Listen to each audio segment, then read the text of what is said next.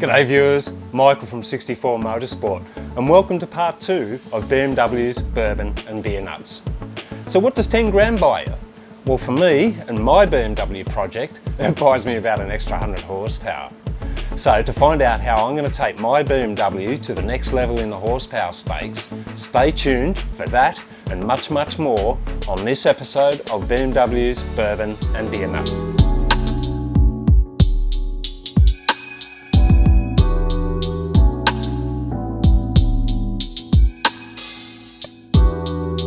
So 10 grand buys me, as I say, 100 horsepower. And how am I going to do that? Well, I've got myself a supercharger kit from VF Engineering. Now they claim that's going to add 100 horsepower.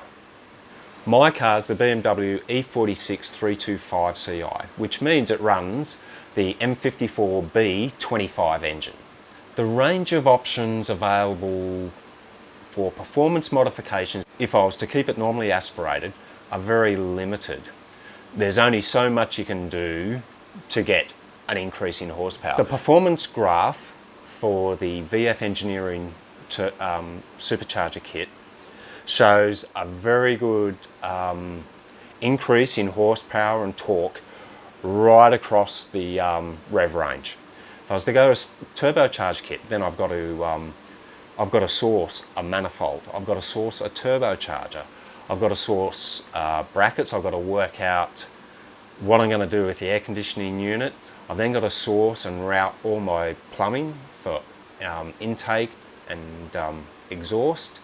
I've then got to retune it, I've got to then plumb up intercoolers, all that sort of stuff. So that's a massive work and a massive time to produce an unknown quantity, which then still has to be fine-tuned. So this kit for me represents really good value for money because it gives me a known performance upgrade, everything bolts in and there's very little mucking around. So before we do anything else, let's pop the bonnet and I'll show you where I'm up to with it.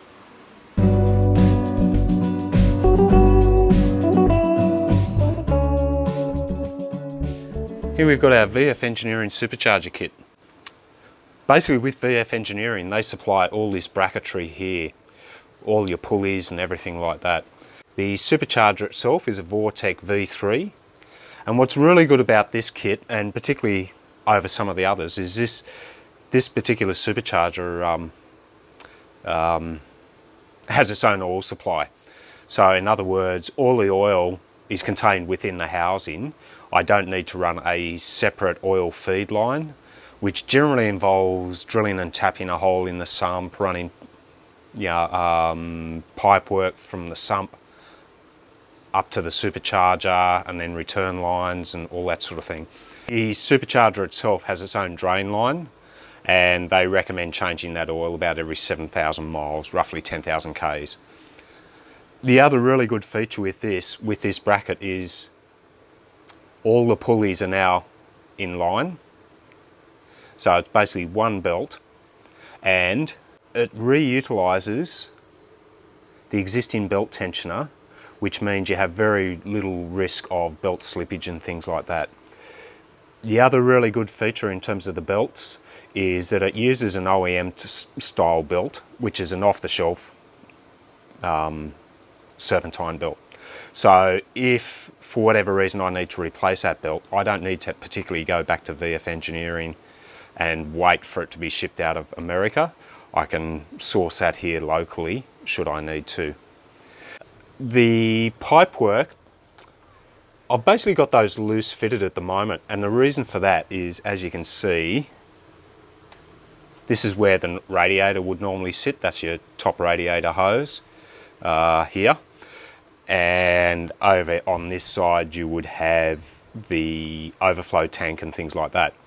So until I get that equipment back in, and then down in here you also have duct work which will be for your brake cooling ducts, and there's a separate duct which runs to the back of the alternator which runs to the back of the alternator in there for cooling as well. So once I get all that ancillary stuff back in, then I'll finalise the plumbing, finalise a location for my pod filter, and then I can tighten up all the clamps and everything like that. VF Engineering have been very good in terms of putting together a kit which moulds seamlessly with the rest of the components underneath the bonnet. So it doesn't look like something which has just been bodged up and pieced together. There's been a lot of thought go into it. It comes with brand new injectors. Now these are an OEM style injector. They've just got a they're just uprated from the standard injector that comes with this engine.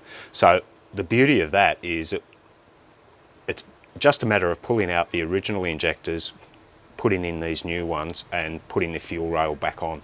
There's no modification whatsoever that has to be done to the fuel rail on this install. So that's all standard, it's just the injectors have been changed. I'm going to put the camera back on the tripod as I explain some of the other install details, because I just want to run through a few things in relation to what my experience was with installing this kit. So I'm going to mount the camera back onto the tripod.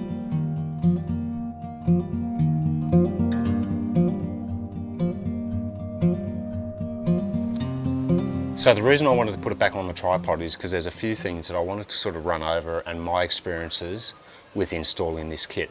There's a lot of components which have got to come off before you can start doing the install.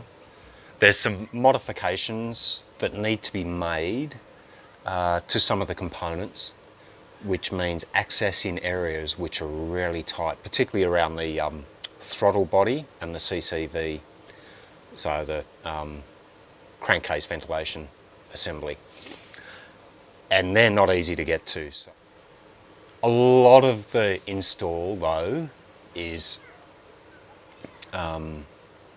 pretty straightforward as long as you take your time with it and don't try and rush. So I would suggest that don't think that you and the mates are going to come over and knock this thing off on a Saturday afternoon and then you're going to go cruising Saturday night with your new supercharger kit. I'd be saying allow a good couple of days. I reckon it's going to be Sunday night and you might get to show off a bit on the way to work Monday morning. The kit itself also comes, which I didn't mention before, comes with a new flash tune.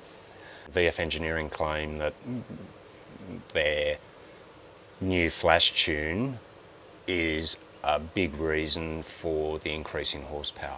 Now you've got to keep in mind that this supercharger kit's only running 6 psi, so it's not a huge amount of boost. So to get 100 horsepower out of a standard engine with that supercharger means that, yeah, they've got to be doing something right, particularly on the tuning side as well. There's a bit of really fiddly work involved, and that's mainly to do with the fact that where you're working to do the install is around the throttle bodies and things like that. So it's on the side of the engine where there's not a lot of space. There's a lot happening on the left-hand side of the engine compartment. A lot of hoses, wiring, all that sort of stuff. One of the things that I really wanted to get across is if you're doing this install, also at the same time, order yourself a new crankcase ventilation kit. So that kit will come with the valve, and I think there's 4 hoses. The reason is there's the type of hoses that BMW use, so they're not a rubber hose, they're like a plastic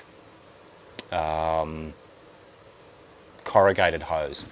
One of the main areas where you're going to start to experience a vacuum leak is with a hole or a split in one of those hoses.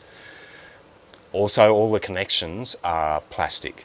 They might be fine now, but as soon as you start moving them to disconnect them and things like that, I would think there's going to be a 90% chance that it's going to break. And you may not break it, you might just put a hole in it, and then bingo, you've got a vacuum leak and you're back to square one. Yeah, you got the car back in the garage next weekend to fix that. So I would certainly recommend adding that to your shopping list before you start the install, and do it before you start, because that part of the install happens right at the beginning. What you need to do there is, I think, third on the list third on the list of the install or something like that. So yeah, get all that sort of stuff ready. And it's a mongrel of a job, it really is. I did a bit of research, looked at a heap of videos on YouTube. YouTube's always a really good source in terms of getting information. You find out what spanners, size sockets you need and all that sort of thing, blah, blah, blah, blah, blah. But one of the things I did find is even seasoned professionals were breaking out into a cold sweat as soon as you started mentioning, oh, I've got to change this. Basically, you've got to pull the throttle body out, and pulling the throttle body out involves moving a heap of other stuff as well. And then once you get the throttle body out, two of the screws that hold the CCV in place are a blind screw. So you're getting those out flying blind. It's all done by feel, or done by braille. And of course the same goes when you've got to reinstall the new one. You know, you've got to make sure you've got your tongue poking out the right way to get that screw back in. So guaranteed you're going to end up with some bloody knuckles trying to get in amongst some sharp stuff. You probably learn a few new swear words. So make sure the kids have got the TV turned up a little bit loud. And yeah, away you go. You kind of get lulled into this false sense of security when you replace the pipes or those hoses on the top, because you think, oh, that's easy. You know, how hard can this be? Then you get down the bottom and it's a shit fight down there, I can tell you. The only other area I had some difficulties with was fitting up the new bracket for the actual supercharger itself. There's a little spacer that needs to go between the new bracket and the alternator, and the alternator already, you need to feed the mounting bolt through a front hole and a back hole, so you've now added another two on top of that, and they all need to be less than 1 millimetre perfect.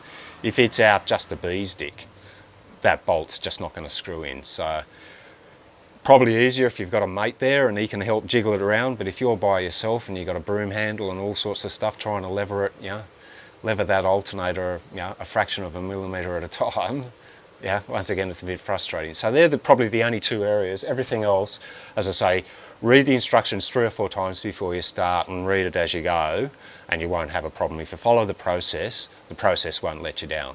So that's my advice on the install side of it. If it's something that you've sort of been looking at, am I going to turbocharge it or supercharge it or whatever, my recommendation is make sure the VF Engineering kit is way up there on your list, because to date I've been super impressed, and particularly impressed with the quality of it and the quality of the finish. All we got to do now is find out whether the performance matches all the cosmetics, and I'm pretty sure it will.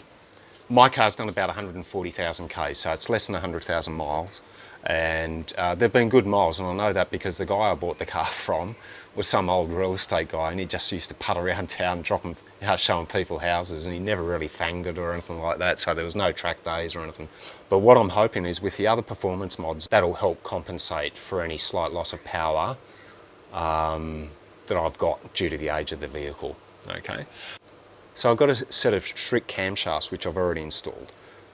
The standard camshafts run 228 degrees and 9 mil a lift. I'm sure somebody will correct me if I'm wrong, but that's on both inlet and exhaust. The new set that I've got run 264 degrees and 10.5 mil a lift on the inlet, and 248 degrees and 10 mil lift on the exhaust. I got that from VAC Motorsports, once again in the States. The other thing I got from them is a refreshed Vanos unit. The Vanos unit is the German's version of variable valve timing. I don't know German. I'm sure if you know German, maybe Vanos is some sort of weird abbreviation or something of their word to mean variable valve timing. I don't know, but that's what the Germans call it. And basically what it does is it uses oil pressure to vary the valve timing. depending on how you're driving the vehicle. So, whether you're driving hard, slow, or whatever, it's going to vary the valve timing. It relies on rubber seals and O-rings to maintain oil pressure within inside the unit. So if it starts to lose oil pressure, then it loses its effectiveness at varying the valve timing. So if you've got a car and you're getting close to 100,000 miles in it and it's just running a bit sluggish and things like that, the other telltale sign is it'll start rattling like somebody's dropped a ball bearing in a can. Chances are that your Vanos unit is due for a service. Two ways you can do it. You can do like I did, which is the lazy way, I think. Yeah, you send your old unit off and they send you a new one where they've done all the work and you just bolt it on, so unbolt, bolt on. The other option is you buy a kit, a seal kit basically, and you spend a couple of hours at the workbench and you change them yourself. It's about, I don't know, quarter of the price to do it, so there you go. Bygones. I've addressed, I'm hoping, all the oil leaks. Who'd have thought BMWs leaked oil? Surprise! Yeah, they do. They're notorious for it, and there's, I think, 4 really common areas. There's the valve cover gasket, oil filter housing gasket, the oil pan gasket, and also the dipstick O-ring. They're the main ones, which are common problems. So if you've just bought a BMW and it's leaking oil down the driveway, chances are that's where it's leaking from. So basically I started from the top and worked down. Now for me it was a little bit easy because I'm already playing with and having to remove parts where I need to get to that gasket. So when I've done the work, rather than just put the old one back in, I've put a new one in. That's weird. Chances are all 4 are going to be leaking. So you might as well start from the top and work your way down. The other reason for that is starting from the top and working down. The top ones are easier to do than the bottom ones. So at least you'll have a bit of practice and you'll have a bit of an insight in terms of the different components underneath the bonnet by the time you get to having to do the oil pan one. The valve cover one, I wouldn't even think it's a couple hours work. And I'll just add to that, if you're going to do the valve cover, you might as well pull the Vanos off and do the seals in that as well. If they've not been done, or if you don't know they've been done, it's not going to hurt you to do it. And yeah, if you want to save a few bucks, do it yourself. Buy the kit rather than buy the whole unit. The oil filter housing gasket, yeah, that's another easy one. The gasket itself, or the O-ring itself, costs less than 10 bucks. So it's not a high ticket item. The dipstick O-ring. Now I replaced that because when I pulled the oil pan off, so yeah. But if you're just doing it yourself, basically it's, I think, 2 bolts and a couple of grazed knuckles, and yeah, you're home and hosed. You don't even need to change the oil really after you've done it, whereas the other ones, if you're pulling that out, it's an oil change. So yeah, pretty much. The oil pan gasket is not for the faint-hearted. You need to support the engine, so if you haven't got a top-mounted engine support, you're going to have to get one or hire one or borrow it from a mate or something, because you're basically going to be pulling out the whole subframe which supports the engine off the engine mounts. So you're going to be disconnecting engine mounts and things like that. So yeah, that's not for the faint-hearted, and that's certainly a day's work, that one. The good news is the gasket itself, I think, is 50 or 60 bucks or something, compared to the price of the oil and oil filter, which is probably 150. Have some patience, you know. Don't organise for your mates to come around on a Saturday afternoon and think you got it knocked off. No, they're going to be out power cruising while you're still in the garage bolting everything back together, I can promise you that.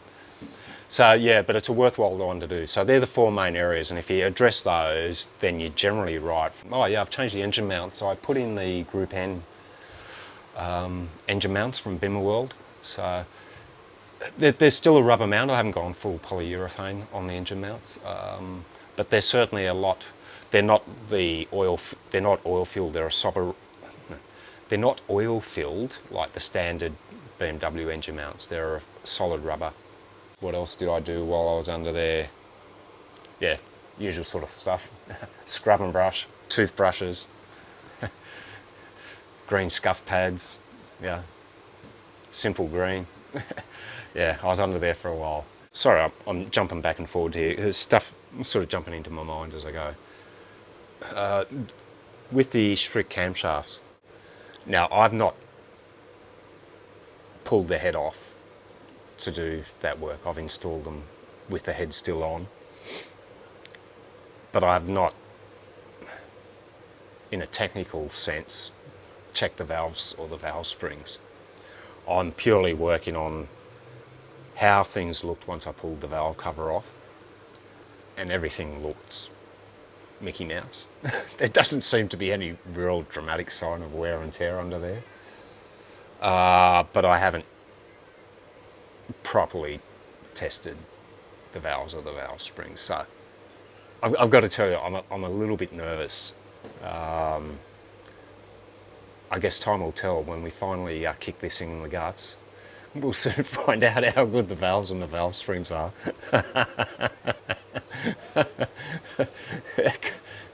Could be a short-lived exercise, this one. But no, I mean, you know, to be honest, I think we should be pretty sweet.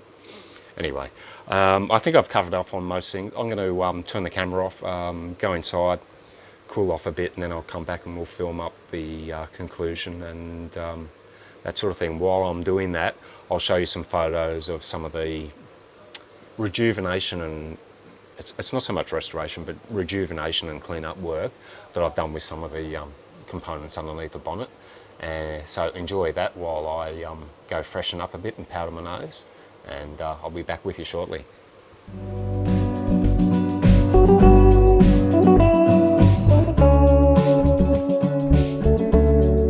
Okay, so wrap things up. I've been standing for a while. Here, you guys should pull up a Pure as well. Yeah, sit yourself down on that, okay. That's basically the supercharger kit. As you can tell, I'm pretty excited about it. It's a really good looking kit. It saves me a lot of grief. It gives me some really good performance gains right across the rev range, which, as I say, for me is ideal because at this stage I'm not planning on a track car. So I want power, particularly in that low to mid rev range. Name of the game is to get from one set of lights to the next set of lights before anyone else. So I'm kind of hoping that that's what my kit's going to do for me. And we'll give a couple of V8s a bit of a run for their money as well. My next episode, I've got a big brake kit from Stop Tech, which I'm going to be installing. So that's going to be an installation video. I've still got to install the Super Sprint catback exhaust system and start bolting on a heap of plastic bits, basically. Half of those I've already got cleaned up, half I haven't. I've still got to source and install a new radiator. The old radiator is pretty much past its use by date. My advice is basically, if you buy an E46 and you don't have any indication from the previous owner in terms of when oil seals and all gaskets were replaced, or work done on the cooling system and things like that, they're probably the two areas that I'd set aside, what, $1,000 at the most, if you're going to do it yourself, to refresh those components. So there's certain maintenance things, if they're taken care of, you've got a really good, strong, reliable car. So please, please, please, if you've enjoyed watching my videos and you want to see more and more of them, please hit those like and subscribe buttons, because that will certainly enable me to keep making these videos for you and expand on the range of information that I produce for you. So until next time, TTFN.